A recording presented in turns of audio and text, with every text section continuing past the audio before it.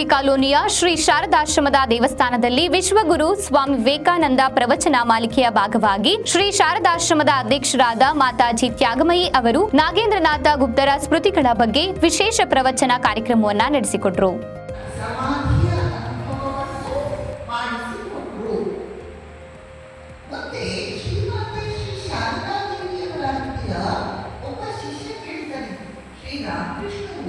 ಅದೆಷ್ಟು ಜನರಿಗೆ ಸ್ಪರ್ಶ ಮಾತ್ರದಿಂದ, ಸಂಕಲ್ಪ ಮಾತ್ರದಿಂದ, ಇಚ್ಛಾ ಮಾತ್ರದಿಂದ ಆಧ್ಯಾತ್ಮಿಕ ಅನುಭವಗಳನ್ನೆಲ್ಲ ಮಾಡಿಸಿಕೊಟ್ರು, ದರ್ಶನ ಮಾಡಿಸಿಕೊಟ್ರು, ಸಮಾಧಿ ಅನುಭವ ಮಾಡಿಸಿಕೊಟ್ರು. ಆದರೆ ನಿಮ್ಮ ಹತ್ರ ಬಂದವರಿಗೆ ಆ ರೀತಿ ಏನೂ ಅನುಭವ ಆಗಲ್ಲ.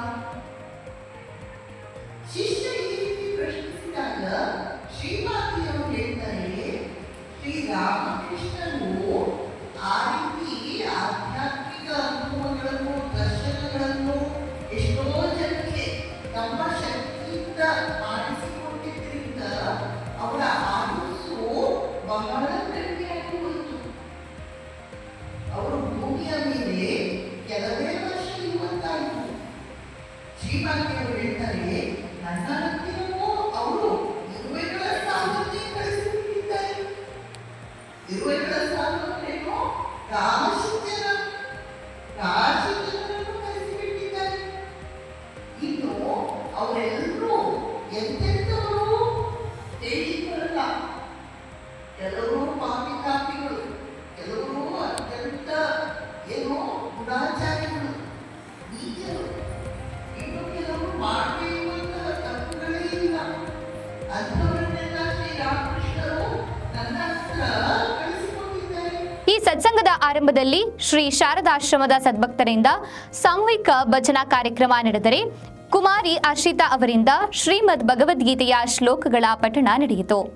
ಈ ಕಾರ್ಯಕ್ರಮದಲ್ಲಿ ಶ್ರೀ ಶಾರದಾಶ್ರಮದ ಸದ್ಭಕ್ತರಾದ ಶ್ರೀಮತಿ ಜಿ ಯಶೋಧಾ ಪ್ರಕಾಶ್, ವನಜಾಕ್ಷಿ ಮೋಹನ್, ಯತೀಶ್ ಎಂ ಸಿದ್ದಾಪುರ, ಗೀತಾ ವೆಂಕಟೇಶ ರೆಡ್ಡಿ, ಚೇತನ್, ಸಂಗೀತ ರಶ್ಮಿ ವಸಂತ, ಸುರೇಶ್ ಶ್ರೀಪಾದ, ಮಂಜುಳಾ ಉಮೇಶ್, ಕಾವೇರಿ ಸುರೇಶ್ ಯಾದವ್, ಸುಧಾಮಣಿ ಸೇರಿದಂತೆ ಸದ್ಭಕ್ತರು ಭಾಗವಹಿಸಿದರು. ನನಗೆ ಮನೆಯಲ್ಲಿ ತಾಯಿಪತಿ ಇದ್ದಾರೆ ಎಂದು ಕೂಗಿದನು. ಶ್ರೀರಾಮಕೃಷ್ಣ ಅವನನ್ನು ಸ್ಪರ್ಶ ಮಾಡಿದ್ರು. ಸ್ಪರ್ಶ ಮಾಡಿದ ಕೂಡಲೇ ಅವನು ಎಲ್ಲ ಎಂದಿನಂತೆ ಆಯಿತು. ಅವನಿಗೆ ಬಹಳ ಆಶ್ಚರ್ಯ ಆಗುತ್ತೆ. ಏನಿದು, ಇವರ ಸ್ಪರ್ಶ ಮಾತ್ರದಿಂದ ಇಷ್ಟೆಲ್ಲ ಅನುಭವಗಳು ಆಯ್ತು ಅನ್ನೋದು ಹೇಳಿದ್ರು. ಮಗುವಿನಂತನೂ ಸರಳ ಶ್ರದ್ಧೆ, ಬಾಲಕನ ಶ್ರದ್ಧೆಗೆ ಭಗವಂತ ಒಲಿದು ಬರ್ತಾನೆ.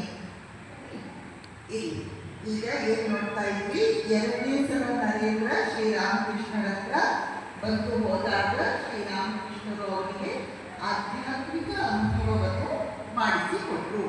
ಇದನ್ನು ನಗೇಂದ್ರನಾಥ ಗುಪ್ತ ಬರೆಯುತ್ತಾರೆ. ಶ್ರೀರಾಮಕೃಷ್ಣರು 2 ಬಾರಿ ಸಮಾಧಿಸ್ಥರಾದ ಘಟನೆಯನ್ನು, ವಿವರಣೆಯನ್ನು ನಗೇಂದ್ರ ಬರೀತಾರೆ.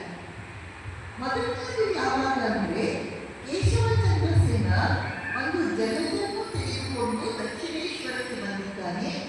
ಆ ಜಗತ್ತಿನಲ್ಲಿ ಬ್ರಾಹ್ಮಣ ಸಮಾಜದ ಅನೇಕ ಸದಸ್ಯರು ಇದ್ದಾರೆ.